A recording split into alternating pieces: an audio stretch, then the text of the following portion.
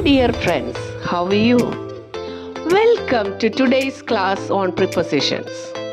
Prepositions are small yet powerful words that help us convey clear and precise meanings in our sentences. They show relationships between different parts of a sentence such as time, place, direction and manner. Understanding prepositions is essential for improving your English fluency and making your communication more effective. Today, we will explore various types of prepositions, their uses, and practice with the examples to solidify your understanding. Let's dive in and enhance our grammar skills together. What are prepositions? Prepositions are words that link nouns, pronouns, or noun phrases to other words or phrases in a sentence, indicating the relationship between them. They typically indicate relationships of time, place, direction, or manner. അതായത് ഒരു സെൻറ്റൻസിലെ noun, pronoun അല്ലെങ്കിൽ noun ഫ്രേസിന് മറ്റു വേർഡുകളുമായോ ഫ്രേസുകളുമായോ ഉള്ള relationship കാണിക്കാൻ വേണ്ടി use ചെയ്യുന്ന വേർഡ്സാണ് പ്രിപ്പൊസിഷൻസ്. സാധാരണയായി time, place, direction, manor എന്നീ തരത്തിലുള്ള റിലേഷൻഷിപ്പ് ആണ് പ്രിപ്പൊസിഷൻസിലൂടെ കാണിക്കുന്നത്. Let's delve into the types of prepositions. Prepositions of time. Prepositions of time add a time reference to a sentence. ഒരു സെൻറ്റൻസിലെ ടൈമിനെ കുറിച്ചുള്ള റെഫറൻസ് കാണിക്കുവാനാണ് പ്രിപ്പൊസിഷൻസ് ഓഫ് ടൈം യൂസ് ചെയ്യുന്നത്. At, on, in, since, for, during, before, after, until, by, to എന്നീ prepositions ആണ് prepositions of time എന്ന കാറ്റഗറിയിൽ വരുന്നത്. Let us see one sentence. I will meet you at 6 PM. ഞാൻ നിന്നെ 6 PM meet ചെയ്യാം.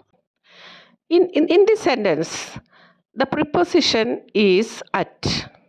ഇവിടെ at യൂസ് ചെയ്തിരിക്കുന്നത് ഒരു പ്രിസൈസ് ടൈം അല്ലെങ്കിൽ ഒരു സ്പെസിഫിക് പോയിന്റ് ഇൻ ടൈം അത് കാണിക്കാനാണ്. അതായത് ഒരു പ്രിസൈസ് ആയിട്ടുള്ള കറക്റ്റായിട്ടുള്ളൊരു ടൈം കാണിക്കാനായിട്ടാണ് നമ്മൾ ഇവിടെ പ്രിപ്പൊസിഷനായിട്ടുള്ള അറ്റ് യൂസ് ചെയ്തിരിക്കുന്നത്.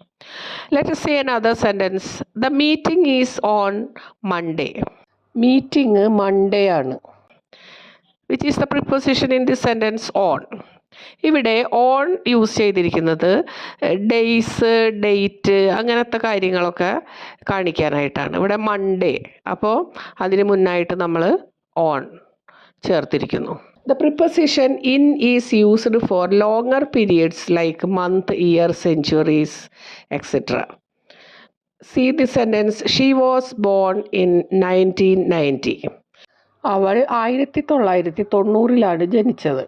ഇവിടെ കൊല്ലത്തെ സൂചിപ്പിക്കാനായിട്ട് അതിന് മുന്നായിട്ട് നമ്മൾ പ്രിപ്പൊസിഷൻ യൂസ് ചെയ്തിരിക്കുന്നു. Which is the preposition in. The preposition since is used to show the time period from a specific point in time until now. She has been here since morning. Morning മുതൽ അവൾ ഇവിടെയുണ്ട്. Morning മുതൽ ഇപ്പോഴും ഇവിടെയുണ്ട്. ആ ഒരു time period കാണിക്കാനാണ് since use ചെയ്യുന്നത്.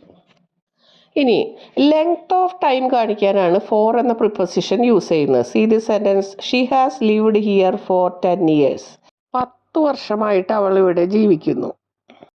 10 കൊല്ലക്കാലമായി എന്ന് കാണിക്കാനായിട്ട് പ്രിപ്പൊസിഷൻ ഫോർ യൂസ് ചെയ്തിരിക്കുന്നു. Now see this preposition during. Let us see the sentence. He slept during the movie. Movie നടക്കുന്ന സമയത്ത് അവൻ ഉറങ്ങി.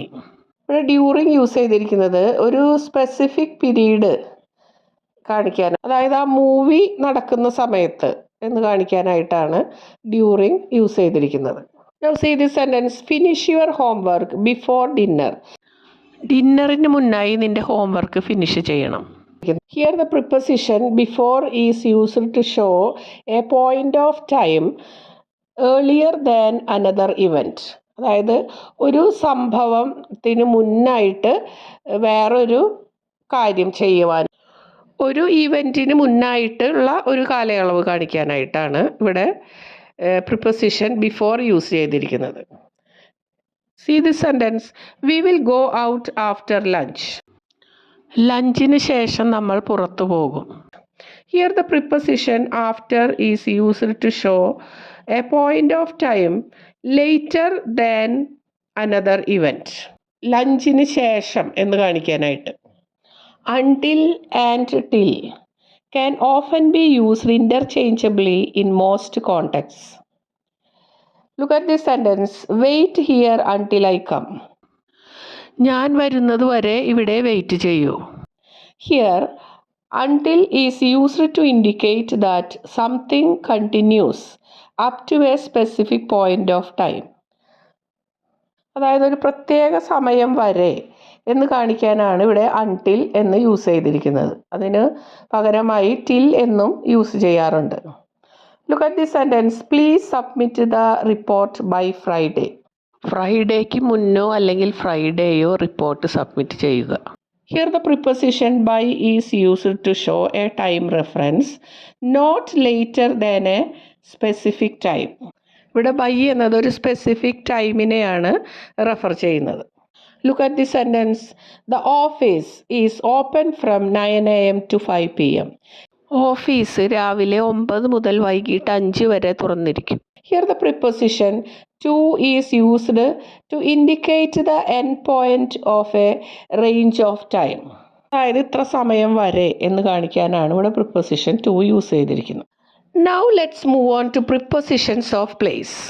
They include at, on, in, under, above, below, near, between, behind, in front of, next to, etc. The preposition at is used to mention specific location, events or gatherings. Look at these examples. She is at the door. അവൾ ഡോറിൻ്റെ അടുത്താണ്. Meet me at the park. എന്നെ പാർക്കിൽ meet ചെയ്യൂ. At the door എന്നതിലൂടെ ഒരു ലൊക്കേഷനാണ് കാണിക്കുന്നത്. അതുപോലെ തന്നെ അറ്റ് ദ പാർക്ക് അതിലൂടെ ഒരു ഗ്യാതറിംഗ് ഒക്കെയാണ് അറ്റ് എന്ന പ്രിപ്പോസിഷനിലൂടെ സൂചിപ്പിക്കുന്നത്. The preposition in is used to mention enclosed places. See this example, he is in the room. അവൻ റൂമിലാണ്. She lives in New York.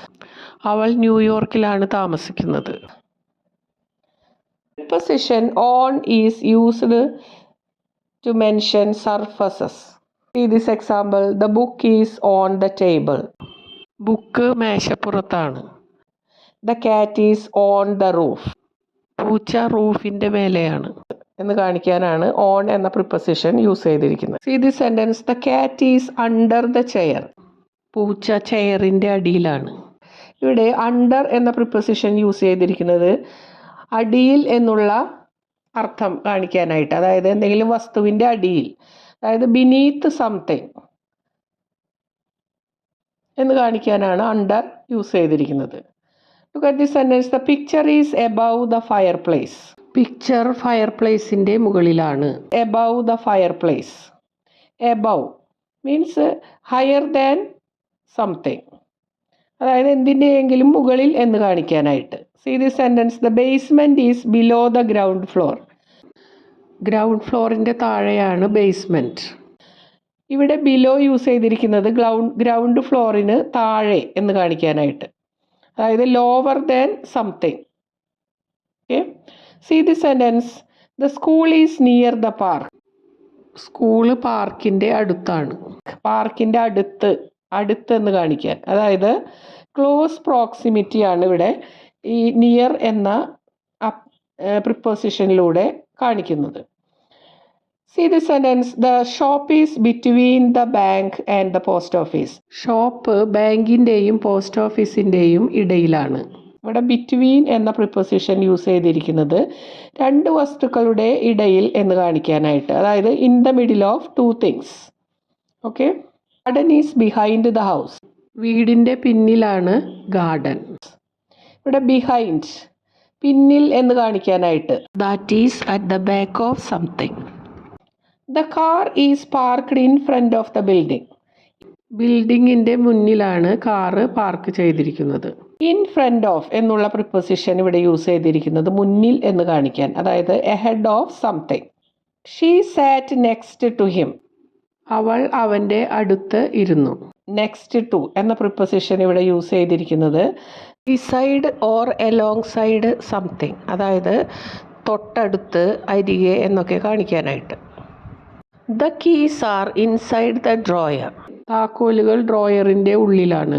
ഡ്രോയറിൻ്റെ അകത്ത് എന്ന് കാണിക്കാനാണ് ഇവിടെ ഇൻസൈഡ് എന്ന പ്രിപ്പൊസിഷൻ യൂസ് ചെയ്തിരിക്കുന്നത്. He waited outside the office.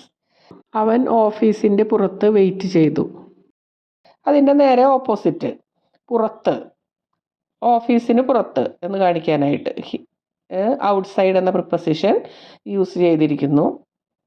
That's all for today's class. Here I am winding up. We have covered a lot today. I hope you find it helpful. In our next class, we will be discussing the second part of prepositions. Stay tuned. Thank you so much for watching my video. Bye-bye.